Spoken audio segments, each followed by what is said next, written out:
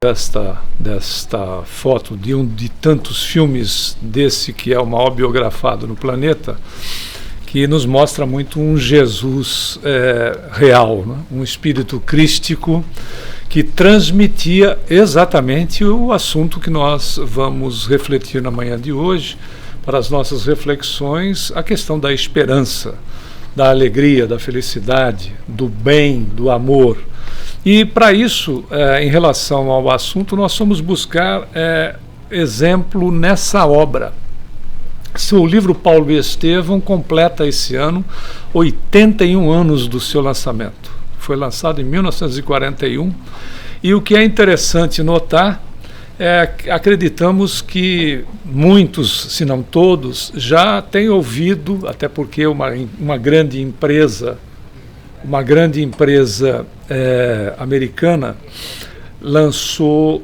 mudou até a sua nomenclatura, a sua marca, né? E nós temos ouvido muito a respeito do metaverso, não é isso? Você já deve estar acompanhando, se não está utilizando dessa ferramenta. Interessante notar realmente que esse assunto, você diz, mas o que tem a ver, não é, esse assunto com um livro de 81 anos atrás? Tudo, porque ele nos prova de que nós descobrimos o que está na dimensão espiritual, como co-criadores que somos, e trazemos para cá e adaptamos de acordo com as nossas necessidades. Nós não somos criadores, criador é Deus. É que a terminologia, via de regra, é colocada dessa maneira. Nós somos co-criadores. Mas então Deus criou o parafuso. Não, ele tinha mais o que fazer do que criar parafuso. Mas o fuso estava na mente divina. Tanto é que tecnologia utilizada em 1943, quando psicografado o livro Nosso Lar, que foi lançado em 1944, nós não possuímos ainda, que é a questão do aeróbus que o André Luiz fala, que era uma relação, que é um veículo movido a eletromagnetismo sem trilho. Nós temos com trilho. E, na realidade, essa questão dessa tecnologia, também na área da ciência e da ciência médica, o André Luiz antecipou conhecimentos 30 anos ou 40 anos antes de que a ciência chegasse. E ainda existem informações no livro Evolução em Dois Mundos que a ciência ainda não comprovou. André Luiz traz com 20 anos de diferença a questão do cérebro triuno, a título de exemplo, estamos colocando alguns exemplos. A questão do cérebro triuno, que só em 1970 o Dr. Paul MacLean colocaria de forma científica aquilo que André Luiz havia trazido com 20 anos antes desta descoberta. É então interessante, por isso a classificação, que não é nossa, né, é da doutrina de co-criadores. Nós co-criamos, nós vamos descobrindo. Vou dar um outro ponto bastante intrigante e interessante. No livro Os Mensageiros, quem talvez já tenha lido ou estudado essa obra, é interessante notar que André Luiz vai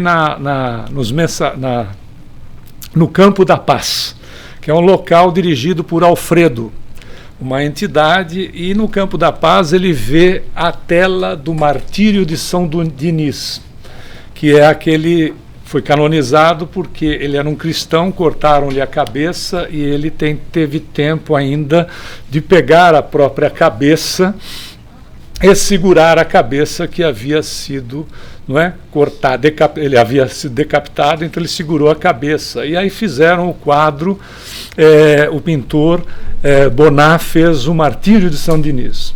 E André Luiz vira-se para, nós estamos falando de plano espiritual, ok? André Luiz vira-se para o quadro e diz assim, belíssima cópia, dado que o original está no Panteão de Paris. E Alfredo, virando-se para ele, diz assim, não. Este é o original. O que está no Panteão de Paris é a cópia. Mas como? Bonnat se desdobrava no processo do sono, vinha até aqui, olhava a tela, voltava, despertava e pintava a tela. Sensacional. É sensacional. vou te falar desse livro. 1941, quando ele começou a ser psicografado, terminado em 3 meses, de um trabalho das 6 da tarde a 2, 3 da manhã, todos os dias no porão da casa do Dr. Rômulo Joviano, que era o chefe de Chico Xavier na Fazenda Modelo. Tem gente balançando a cabeça que pode ser que seja lá do local ou conheça bem a história. Ele disse que Emmanuel, chegando-se a ele, disse: Chico, eu quero que você não tenha interferência de imaginação nesta obra, porque a imaginação nossa interfere. Tanto é que é provado, né, cientificamente, a física já nos mostra de que o observador altera o resultado do que está sendo observado, não é assim? Tanto é que você às vezes altera o resultado de exame pela a sua disposição de natureza magnética através do que você pensa. É interessante notar isso, por isso alguns falsos positivos ou falsos negativos. Por isso os casos de cânceres no indivíduo, que o indivíduo não tem absolutamente nada, mas começa a criar uma situação de que existe de fato uma enfermidade, e a enfermidade surge. Ou o contrário também, a enfermidade desaparece, mostrando a capacidade de cada um de nós como espíritos diante da realidade de nós mesmos. Ele disse: eu não quero interferência de imaginação nesta obra, porque, apesar de ser médium mecânico, passa pela criatura, ok? Então existe um processo anímico, que é de alma, de ânima, de alma, passa por mim. E eu tendo a imaginar. Eu falei de porão da casa do Dr. Rômulo Joviano. Você imaginou um porão? Não é aquele porão tradicional, né, embaixo da casa, etc. Era uma estrutura do lado da casa que recebia o nome de porão.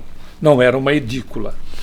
Interessante notar que Emmanuel pede para que sejam instalados equipamentos, isso na dimensão espiritual, aonde todas as ocorrências do livro foram como se o Chico tivesse deslocado no tempo, como se ele tivesse deslocado, mas não aconteceu, evidentemente, e tudo estava ao vivo e a cores, a ponto de se sentir, de acompanhar os diálogos e tudo mais, mas se sentir temperatura ambiente da época que as criaturas experimentavam e a vibração das pessoas há 81 anos atrás. O que a gente está falando de metaverso é primitivo perto do que já existia. E o que nós teremos. Em 1920, quando foi psicografado Memórias de um Suicida, autor espiritual Camilo Castelo Branco, que muitos podem ter lido a respeito, né, porque foi um escritor e jornalista português, esse livro não foi editado no período que foi psicografado, e sim 20 anos depois, porque as pessoas não estavam estruturalmente preparadas para assimilarem o que era trazido ali naquele livro. Camilo Castelo Branco vai falar de tecnologias que nós ainda não possuímos, ou possuímos ainda em estágio inicial, em 1920, mostrando que a questão de tempo, como o Livro dos Espíritos nos diz, né, por que nós estamos dando todas essas informações? Porque, na realidade, a gente tem que olhar a doutrina conforme é a proposta. Olhar a nossa doutrina e a fé com razão, não é verdade?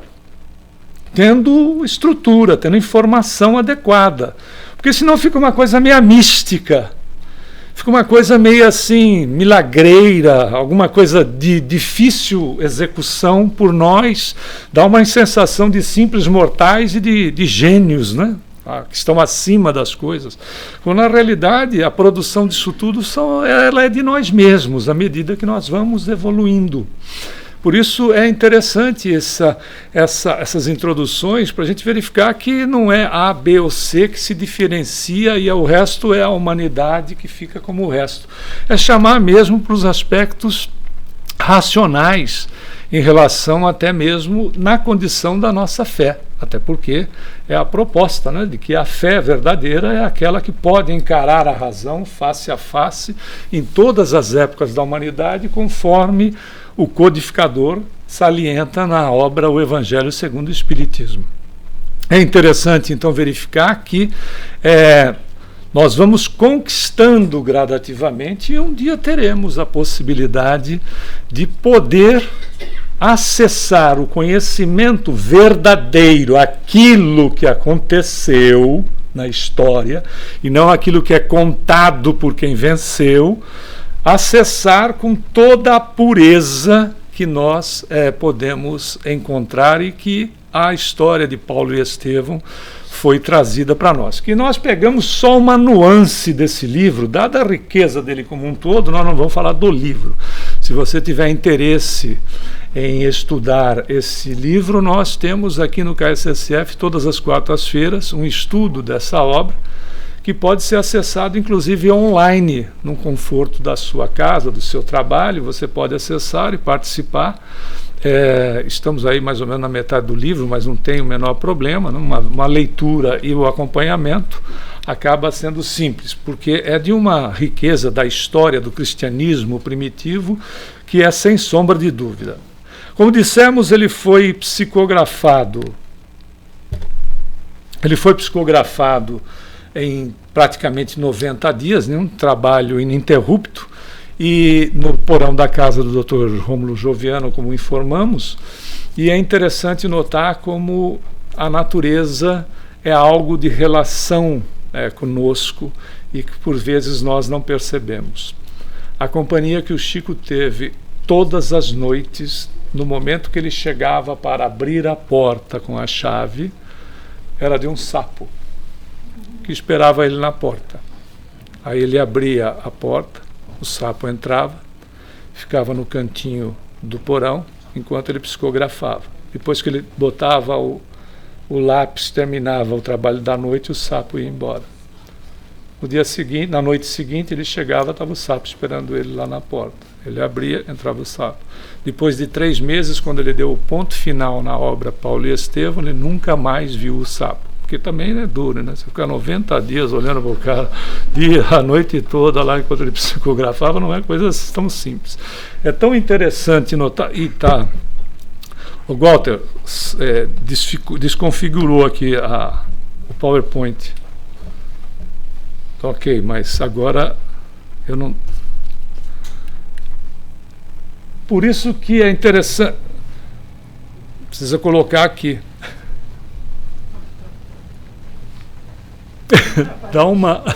Faz uma tipologia aí na parede que ele percebe.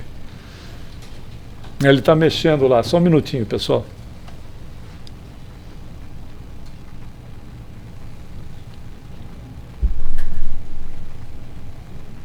Está entrando aqui, mas não está entrando na tela. Mas você não quer concluir o negócio do sapo? Por que significava o sapo lá? Fazendo companhia. Fazendo companhia. Para ele não ficar sozinho. É impressionante, né? Mas, se você tem uma ideia, continua sem o comando aqui. Eu estou comandando aqui agora sim. Para você ter uma ideia, para a gente ter uma ideia, a gente não tinha ideia de quem estava ali reencarnado. Ele falava com os animais, né, como algo assim semelhante. Ninguém está fazendo foi reencarnação de Ari Betesena. Semelhante a Francisco de Assis.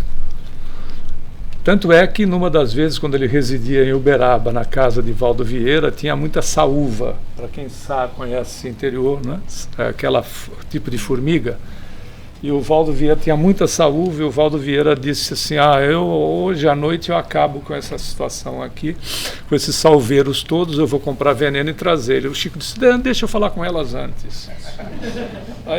Aí o Valdo disse, Chico, você faz o que você bem entender, mas hoje eu liquido com esse problema. Aí o Valdo saiu para trabalhar, o Chico também, mas o Chico voltou antes, e aí ele conversou com as saúvas, disse, olha, o Valdo está vindo aí com veneno, e eu sugiro para vocês que vocês mudem de ambiente, porque ele vai colocar veneno, vocês todas vão morrer. O Valdo se atrasou para chegar, umas 3, 4 horas. Quando chegou, não tinha uma formiga no quintal. Anos depois, eu tive, numa classe que eu dava aulas, eu tive um aluno que disse, já sei que a minha casa era um formigueiro só, eu era vizinho deles, mudava todo mundo para o meu quintal, era uma coisa, saía saúva de tudo quanto era lado. Incrível a questão de você ter, porque nós temos esse potencial, isso não é de um, é de todos nós. A gente tem essa capacidade. Por isso que a gente tem a capacidade de inverter as coisas na nossa vida com o fator preponderante da esperança. Querem ver?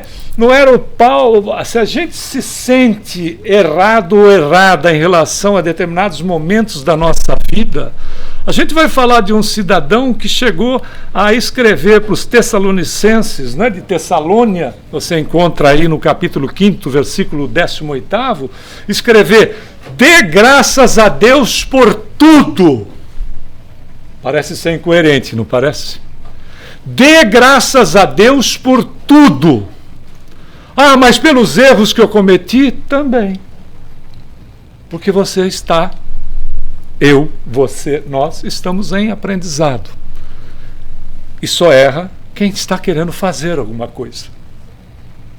Quem não faz absolutamente nada e vive no comodismo, não erra e não acerta. E é responsável pelo fato do mal ocupar o espaço que o bem não é, do bem que não é feito. Porque o bem não está na mão de A, de B, de C fazer. Está na nossa mão. E o bem pode ser feito da maneira que for, aonde a gente estiver, como nós estivermos, do jeito que a gente se encontrar. Não é possível que a gente não possa fazer o bem através de uma prece em favor de entes queridos, em favor de pessoas com as quais nós temos problema de relacionamento, em favor da situação do planeta, em favor daquilo que nos cerca, em favor de nós mesmos, porque de se fortalecer para do fortalecimento da esperança em nós contagiarmos as pessoas. Nós somos essas criaturas que levam o contágio do bem se nós nos predispomos a ele. Porque nós fazemos o seguinte, nós somos criaturas que podemos emitir essas energias positivas, negativas também. Positivas e contaminar pessoas, porque o bem é imperante no ser. Nós somos criados pelo amor, somos filhos e filhas de Deus. O que impera em nós é o amor. Toda vez que nós vibramos, pensamos positivamente, paz, equilíbrio, esperança, etc., nós vamos contagiando essas criaturas. E o melhor de tudo isso, somos por elas contagiados. Emitimos o bem, contagiamos, reforçamos, essas energias são reforçadas, voltam para nós e nos beneficiam. É mais do que ganhar 790 milhões de dólares na Mega, que está na nossa mão. E às vezes a gente espera recursos outros para ser feliz. E quando o recurso chega, a gente não é mais. Perdeu-se um tempo enorme para chegar em determinado ponto, e o que é a felicidade? É o percurso, não é só o final. Não é? Quer ver? Viagem. Não é fantástico o período que a gente vai se preparando, aí faz a viagem, etc., e a viagem termina assim. Todo o processo é positivo, mesmo quando nós nos equivoquemos. Por isso que Paulo diz: dê graças a Deus por tudo. E é interessante notar que esse cidadão que disse isso começou a existência de relacionamento com o cunhado, mandando executar o próprio cunhado. Você já viu que cunhado é problema há mais de 2000 anos. Está no pacote. Mandou executar o próprio cunhado, tendo, a figura mostra bem, a noiva junto, que não havia reconhecido até então. A história é longa, nós não vamos ficar no ponto da história, porque não é esse o foco. Até que Abigail, a irmã do Estevão, com o nome alterado, disse: Saulo, é o Gesiel, o meu irmão. Imaginou, cara? Você na parada mandou executar o irmão da sua noiva com casamento marcado. Sabe lá o que é isso, não? E a gente, porque eu errei nisso, errei naquilo. Para pensar. Você está na frente do sujeito que vai ser o seu cunhado, do lado da moça com quem você vem data para casar, e ele está sendo executado porque você mandou. Para a execução, ele retira o Estevão dali, leva para um ambiente separado, e o irmão da sua noiva, figurativamente, o irmão da noiva desencarna nos braços dela, sem dirigir ao indivíduo qualquer acusação. Imagina, se você está todo arrebentado na pedrada, o cidadão que mandou executar está na tua frente, o que você diria para ele?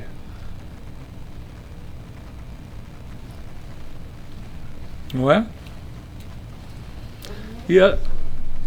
Todo mundo o quê? O que a gente diria para ele, não é? E às vezes a gente para a nossa existência porque nós cometemos um equívoco, ou vários deles, principalmente pela inexperiência, pela atitude desenfreada. Não é? Às vezes a gente toma atitude e diz: puxa, tinha que ter pensado melhor, não devia ter dito isso, não devia ter feito assim. Mas fez por quê? Porque tinha inexperiência, não sabia ter como controle sobre a própria língua. Que, lembrando o André Luiz, né, ela é um músculo, e ainda bem que não ganha volume à medida que a gente use ela. Não é verdade? Você vê como Deus sabe o que faz. Aí, veja, é um momento, o sujeito está ali diante da criatura que ele manda executar, e que a partir daí, por manter-se, muito provavelmente é uma análise entre o remorso e as convicções que tinha sobre religião, diz assim: eu vou eliminar todos e qualquer sujeito que tiver atrás desse carpinteiro que foi crucificado. Porque era um carpinteiro, não é? Que estava conforme a visão de contrário às leis mosaicas, dos interesses deles, com um detalhe adicional: não jogava o jogo. Porque se joga o jogo, ficava de bem com a coletividade, mas não jogava o jogo dos poderosos. Não veio para corromper lei. Respeitava as leis civis, respeitava o ambiente em que estava, mas disse claramente: eu não vim destruir as leis, eu vim dar-lhes cumprimento. Não lei de natureza civil pura e simples, as leis que regem o espírito, né? Você não ouviu tantas outras informações para agir de uma maneira? Eu te digo agora para você não agir exatamente conforme o que você evoluiu. Era isso que ele estava dizendo para nós. Vocês evoluíram, mudou o caminho, abre a mente, abre a sua visão, a coisa mudou. Mas ele tinha uma estrutura, ele era convicto naquilo que ele fazia, ele disse, eu vou atrás de cada um, e descobriu que o Ananias era um cidadão que havia convertido aquela que fora a sua noiva, porque diante daquele embaraço a coisa tinha terminado. Ficou uma coisa não resolvida. Imagina, o cunhado está morrendo, ele naquela situação com a noiva, etc., ele se afasta da noiva. Se afasta da noiva porque não tinha ambiente para a continuidade daquele relacionamento na cabeça dele. E aí ele falou, eu vou atrás, e descobriu que o Ananias tinha convertido a Abigail, aquela que teria sido a sua esposa, teria convertido ela, e ele falou, eu vou atrás do cidadão. Imagina a gana de pegar aquele sujeito. Às vezes a gente não teve essa gana assim de dizer, se eu pegasse essa criatura, eu ia dizer coisas positivas para ela. Às vezes a gente faz isso dentro do veículo. Não é seguro o volante, se fosse o pescoço desse miserável que acabou de me fechar. Imagine uma estrutura dessa. Não estou dramatizando, não. Isso aqui é pegando leve o que diz o livro. Ele chega, cai, tem a visão de Jesus, porque é clarividência, os outros não veem, só ele vê, tanto é que os outros acham que ele teve problema por causa de insolação, né? Sol do deserto. Ele cai do camelo, e quando ele cai, ele tem a visão de Jesus, e é interessante notar que nesse instante, que só ele vê Jesus, e lá no metaverso do Chico, ele também via. Incrível. E ele diz que os olhos de Jesus, o olhar de Jesus era o olhar de uma pessoa que tinha a capacidade de amar o mundo inteiro. Que visão, hein? Que visão! Ele não fica dizendo para Jesus, Jesus, sabe como é que é? Eu realmente estou com problema. Eu tenho que ir num psicólogo, num psiquiatra, num psicanalista, eu tenho que tomar medicação, não sei o que está acontecendo comigo, o senhor me desculpe aí que eu estou aprontando o que eu estou aprontando, porque o senhor acabou de me perguntar o seguinte, Saulo, Saulo, por que me persegues? Imaginou Jesus te perguntando para você, não? Como é seu nome? Rodney. O nome dele é romano, Rodney. Por que me persegues? Imagina Jesus te perguntando isso. Eu me enfiava debaixo da areia, lá nunca mais saía. Tipo avestruz, nunca mais tirava a cabeça de lá de dentro, não é verdade? Imagina a pergunta do Cristo, diretamente, na visão única dele. Que resposta, hein? Um sujeito carregado de problema, porque o Estevão era um dos primeiros lá, porque o processo de perseguição em Jerusalém começou de tal maneira que as pessoas começaram a mudar de Jerusalém, aquelas que eram classificadas como cristãs, e se a gente tinha um inimiguinho também, a gente já aproveitava e dizia, esse cara é cristão. A gente fez isso na Idade Média de montão, né? Na Inquisição. O Tribunal Inquisitorial aceitava a denúncia por carta anônima. Eu não gostava de você, ou você não gostava de mim, a gente mandava uma carta. E os caras se traziam, não te diziam quem te acusou, porque era anônimo, e você confessava aquilo que você nem sabia do que se tratava. Olha que situação, né? É a condenação, né? Não há um julgamento, há uma condenação. Ele não fica se justificando, ele pergunta, Senhor, o que queres que eu faça?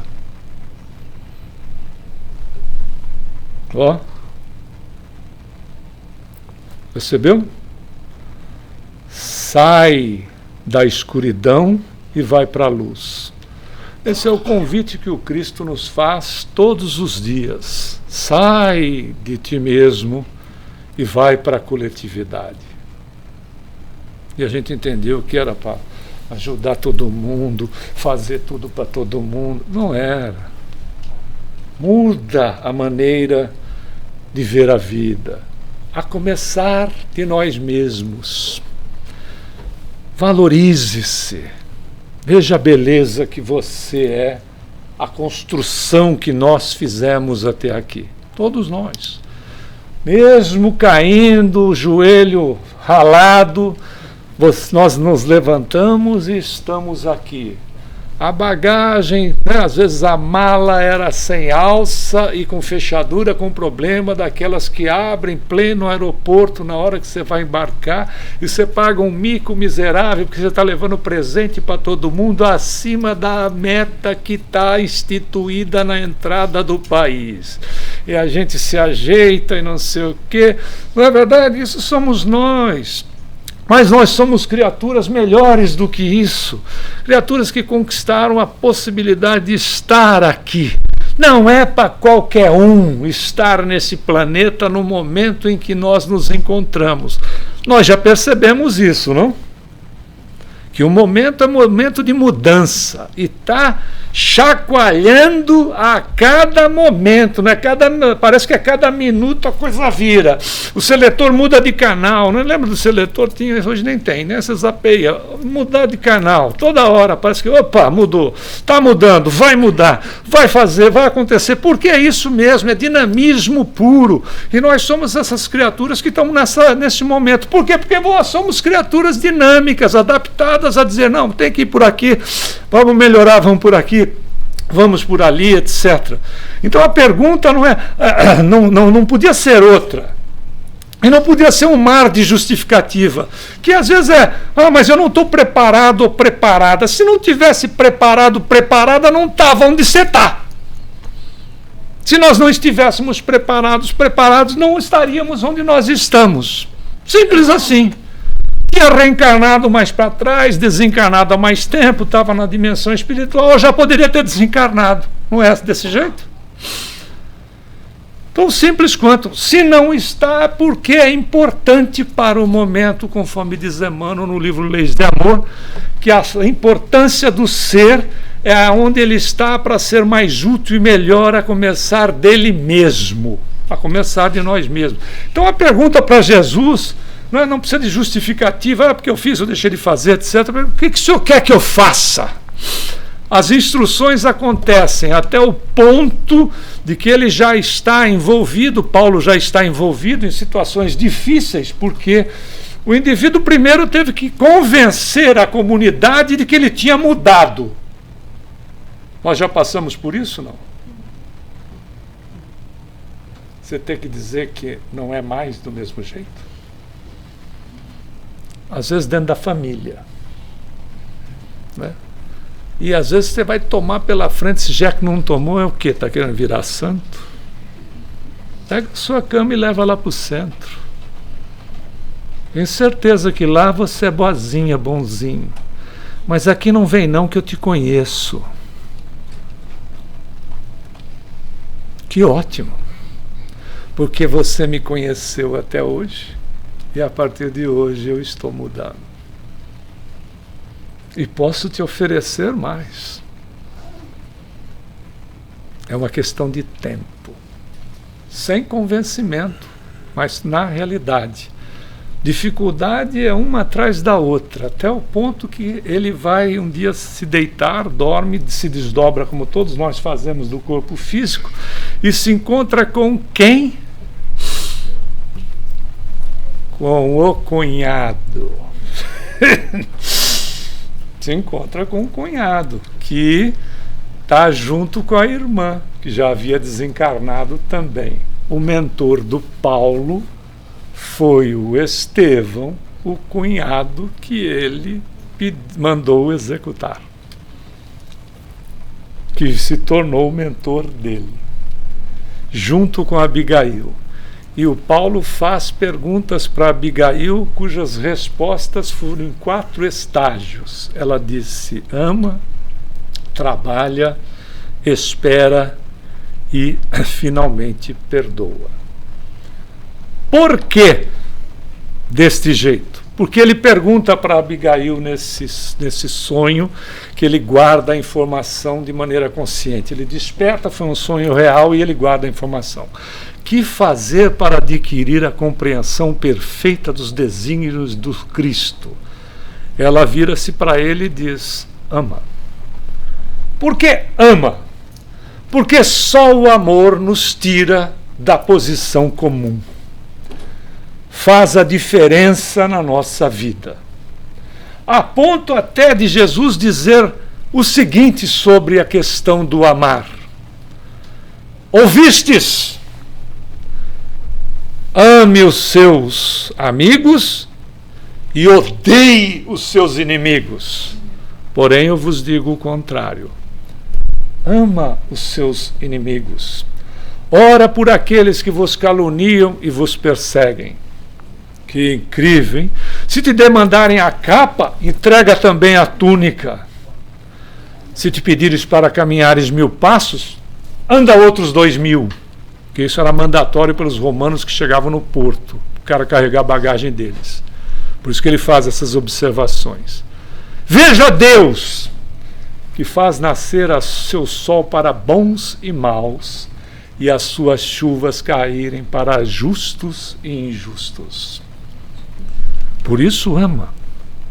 Ama porque nós mudamos a história da nossa existência com o amor e mais. Ajudamos as pessoas a mudarem as histórias delas. Principalmente se elas, porventura, ainda estejam num estágio meio assim de desequilíbrio, sem entender por vezes os valores da própria existência.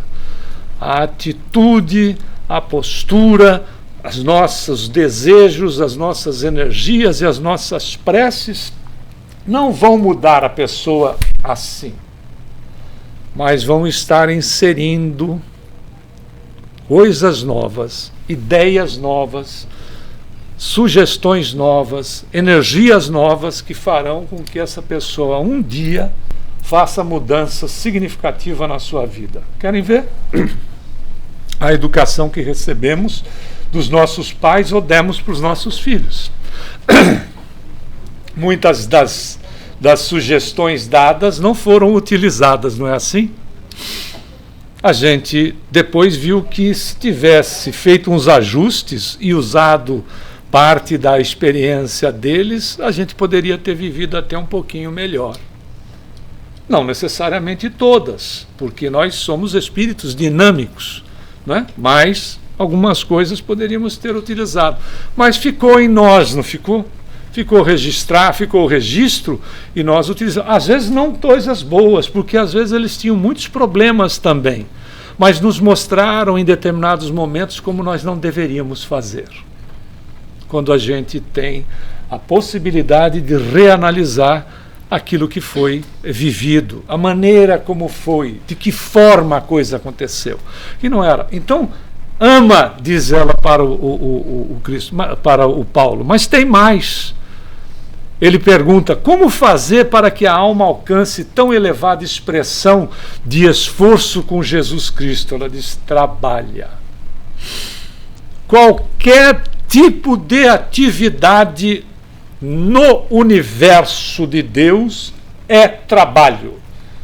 Qualquer ação no bem é o bem. Não tem bem maior, bem menor. É o bem. É o trabalho. A começar do trabalho em nós mesmos. Quando nós queremos fazer uma substituição de um hábito. Já viu como é difícil?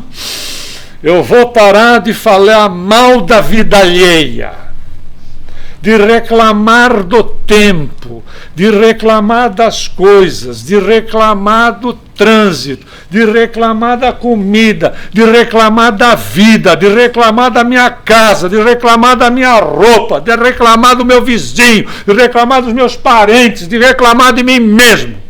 Não vai querer mudar tudo isso de uma vez só, né? Uma coisinha de cada vez já está bom. Mas deu para citar uma boa quantidade de coisas que às vezes, né, a gente, não, é assim por causa que desse jeito, porque eu sou desse, e ainda tem uma melhor, eu sou assim por culpa sua. Bem que mamãe me avisou que eu não devia ter me metido com você. Claro, é um processo de terceirização. A gente faz isso desde que o mundo é mundo.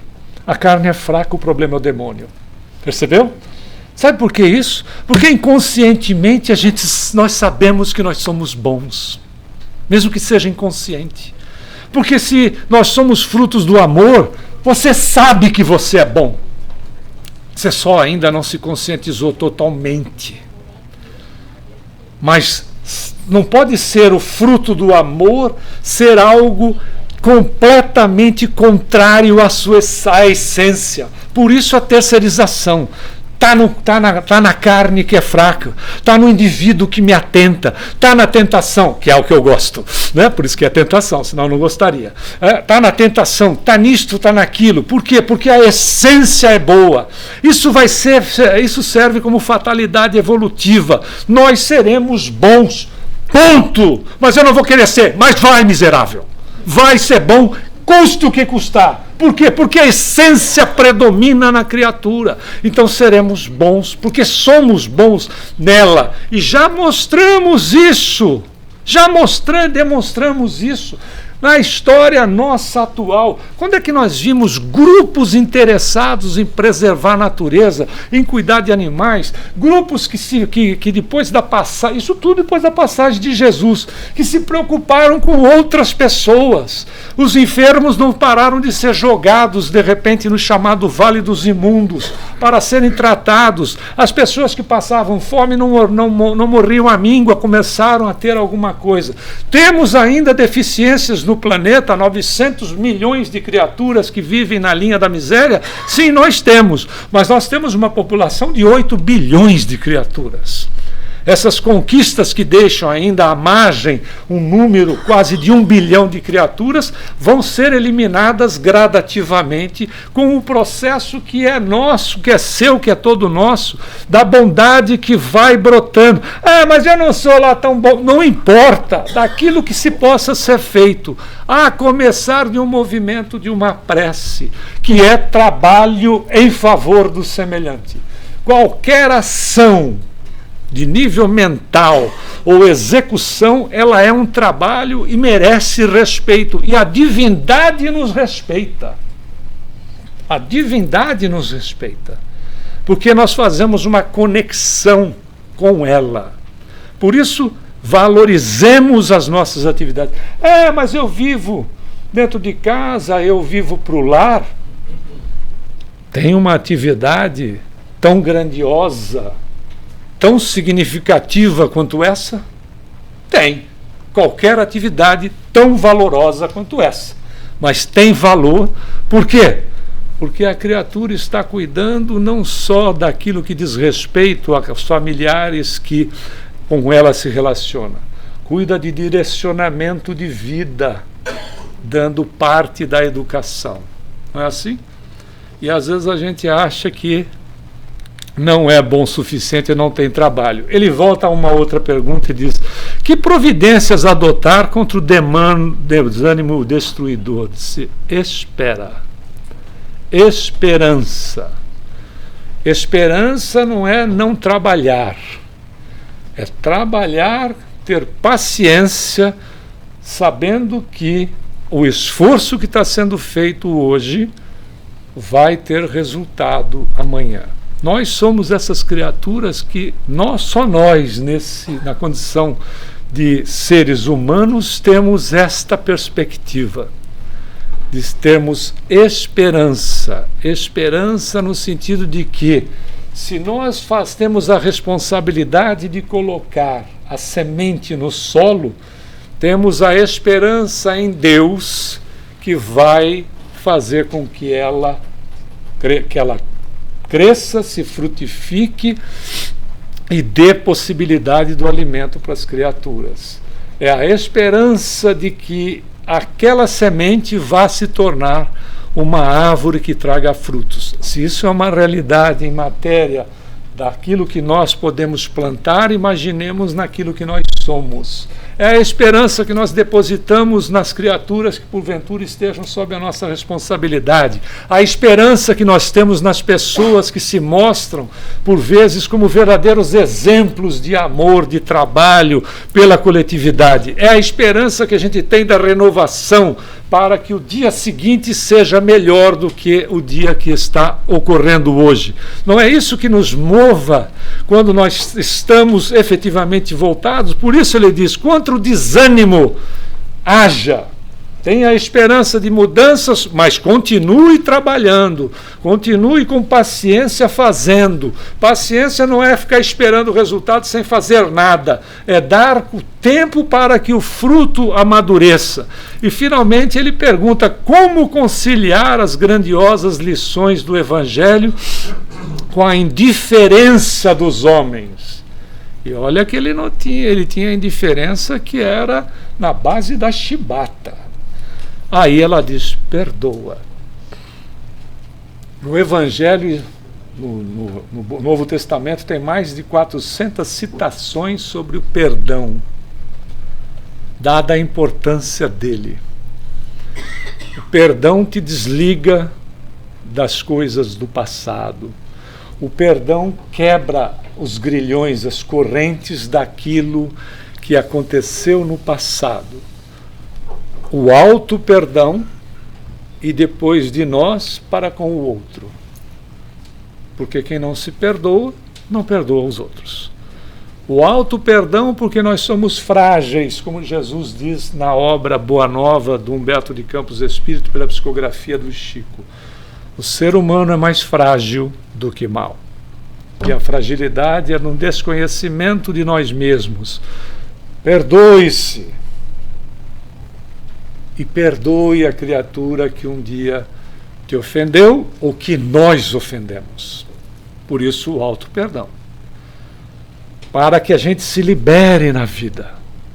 Quem não perdoa vive a situação do passado, no presente, com a carga do conhecimento do hoje para se autoflagelar com o acontecimento inexperiente quando foi, por sua vez, vivenciado. Não é? Porque a experiência do hoje passa a ser cruel para a inexperiência do ontem.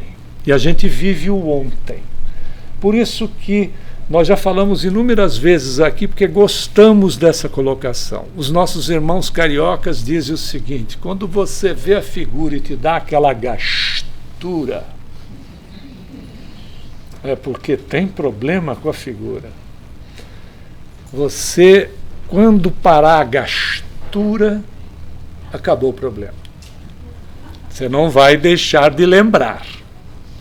Você lembra, mas a recordação já não tem mais importância. Como tinha, que era preponderante. Você não vai amar, como diz o Evangelho segundo o Espiritismo, você não vai amar da mesma maneira que você ama o amigo. Mas você já não vai odiar mais. Mudou. Por isso, por que muda? Porque a gente se liberta. A gente se quebra as correntes. Se não, meu nego, só Deus sabe quando é que vai resolver essa parada. De repente tem que reencarnar junto. Já imaginou? Jesus, só Jesus na causa. Jesus na causa e perdão na ação. Resolve. Não carrega a situação junto, porque aquilo vira enfermidade. Né? Shakespeare é que dizia, quando a gente odeia, nós tomamos uma dose de veneno todos os dias esperando que o odiado morra. Não vou tomar essa dose maior hoje porque ele vai morrer mais cedo. Não, não vai. Né? Nós vamos verificando, vai nos fazendo mal. Da gastura vira gastrite, da gastrite vira úlcera, da úlcera vira câncer. Não é verdade? E o cara continua belo e fogoso passando na tua frente, ainda passa com o carro do ano, a gente está numa dureza danada, ele dá tchauzinho ainda. Quando encontra com a gente, pergunta se nós estamos bem de saúde. A gente quer matar um miserável e ainda tem que sorrir de vez em quando, porque nós somos criaturas elegantes, né? Percebeu? Nós estamos... Por isso, olha a recomendação de um cidadão que tinha um problema que o pessoal queria matá-lo.